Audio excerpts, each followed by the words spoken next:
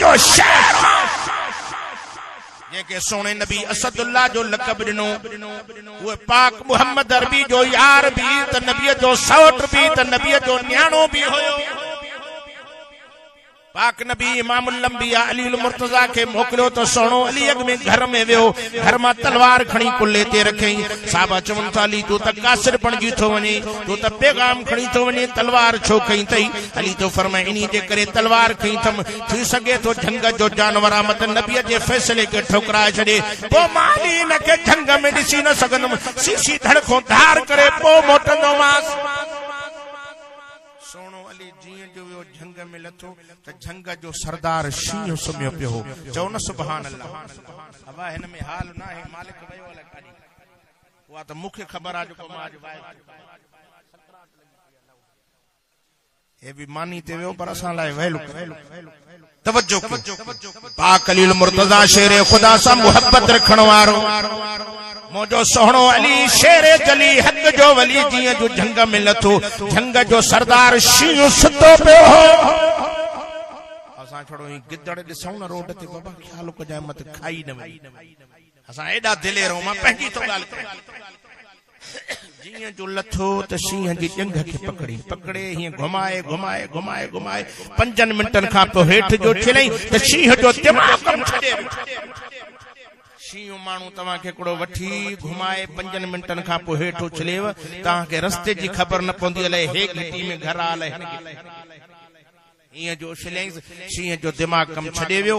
कुर्बान वञा एतिरे ते थोरी देर खां पोइ जॾहिं दिमाग़ जाइ ते आयुसि उनजी सोहणे अलीअ ते नज़र पई जो इंसान ते हुनजी अखी न पई ॿुॾे न हीअं गजगोड़ करे हमले जो इरादो करे सोहणे अलीअ ॾे विढ़ण जी नियत सां आयो त सोहणे अली तलवार म्यान खां कढी हकल ॾेई चयुसि अला अंत असदुल बर्री व अना असदुल्लाह।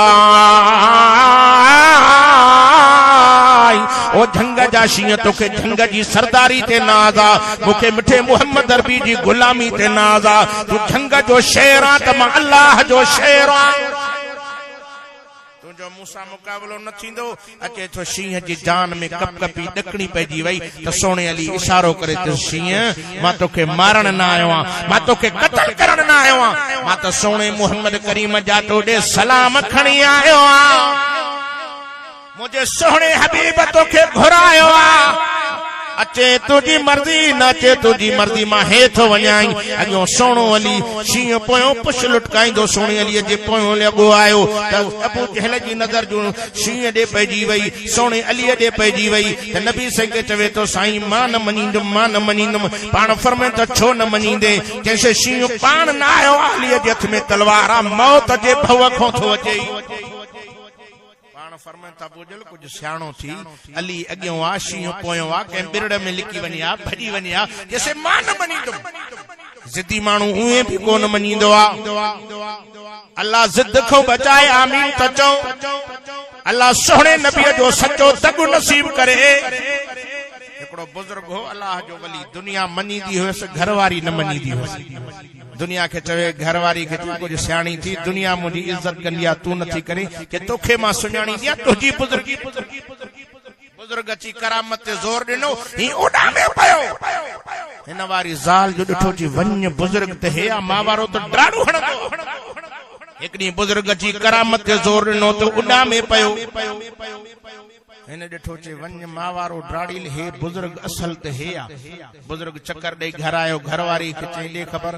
हाल हवाल ॾे तबियत ठीकु आहे। घरवारी चुस ॻाल्हि ॿुध अॼु बुजुर्ग मां ॾिठो वली मां ॾिठो ही उॾामे पियो, तूं कॾहिं उॾामियो आहे? चई अंधी सुञातो ई सही इहो ई त मां हुयुमि न। हां तॾहिं त टेड़ो टेड़ो पियो।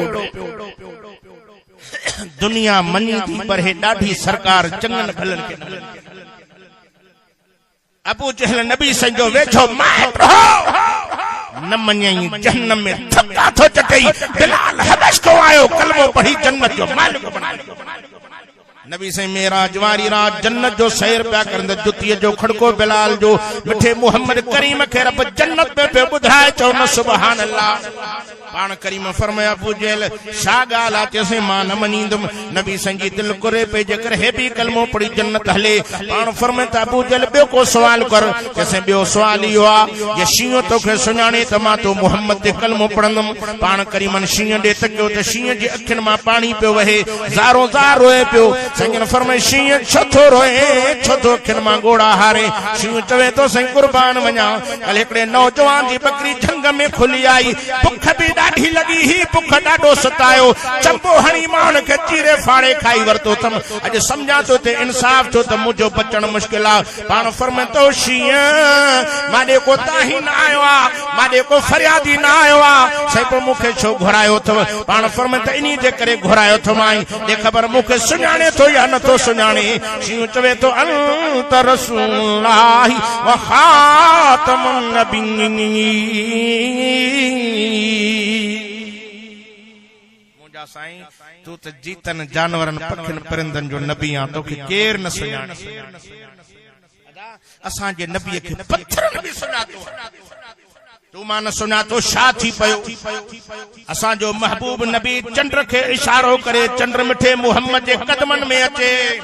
वण ॾे इशारो करन वण झुकी नबी साईं खे सलाम करियो इहो सुहिणो मुहम्मद अरबी असांखे मिलियो आहे मुसलमानों कलमे वारो जेको पाक मुहम्मद अरबी पंजनि सां त प्यार पर परावनि सां बि प्यार दुश्मननि सां बि प्यार कयूं छा तव्हां इहो आलमनि को न ॿुधो आहे मुंहिंजो सुहिणो नबी मुंहिंजो दिलबर नबी इमामुल अंबिया रस्ते सां पिया वञनि गर्मीअ जी मौसम हुई संजन पंहिंजी तलवार मुबारक लाहे वण ते टंगे वण हेठो सुम्ही पिया हिकिड़ो काफ़र जो रस्ते मों लंघियो नबी साईं खे अकेलो ॾिठई दिलि में सोचियो वाह जो शिकार मिली वियो अॼु मुहम्मद अरबी के कत्ल करे छॾींदुमि हुज़ूर संजी तलवार लाहे नबी साईं जे मथो झले करे चवे थो ओ मुहम्मद